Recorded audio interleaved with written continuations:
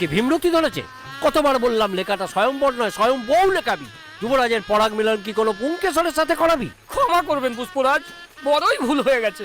সারাদিন সভার আয়োজন করতে করতে আমার মাথাটাই গেছে। মাথা তো পড়ে যাবে, আগে এই ভুলের মাসুল দিতে হবে। তোর মাস মাইনের অর্ধেক মধুই কাটা যাবে। মরে যাবো মন্ত্রী মশাই, আমি মধু খেয়েই পেট চালাই। চাপ বুড়ো ভীম কোথাকার। পুষ্পরাজ কৃষ্ণচূড়ার বাগানে কোনো ভুলের ক্ষমা নাই। মন্ত্রীকে একটা যেতে দাও, দিও না বাস। ভীমরুল মাত্রই ভুল হয়। এই যা, আবার লিখিয়ে নিয়ে আয়। জয় জয় পুষ্পরাজের জয়। পুষ্পরাজ, এত কমলতা ভালো নয়। মন্ত্রী, ফুলের পরিচয় তো কমলতাই।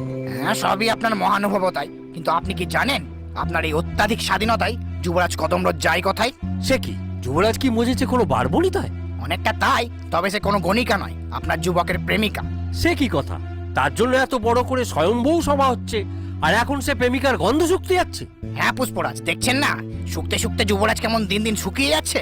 দিনে 2-3 লিটার জল খাচ্ছে। ঠিক বলেছো মন্ত্রী, যুবরাজের সাথে তো কথা বলতে হচ্ছে। কোনো ফুলের প্রতি এত আকুল হতো ভালো না। না, এই ব্লাডি ফুলটাকে নিয়ে আর পারা গেল না। কোথায় সে আছে এই অঞ্চলে? হ্যাঁ পুষ্পরাজ, তাকে পাবেন মগডালে। যুবরাজ কদম, আমি কিন্তু বেদম বিরক্ত। এসব কি শুনছি? তুমি নাকি কোন লাল কুসুমের প্রেমে ভীষণভাবে আসক্ত? হ্যাঁ পিতা, তবে সে কোনো কুসুম নয়, সে এক পরিস্ফুটিত পুষ্প। তাই নাকি? তা কি নাম তার? বৃক্ষ পরিচয় বা কি? পিতা, তার নাম গোলাপ। ভালোবেসে ডাকি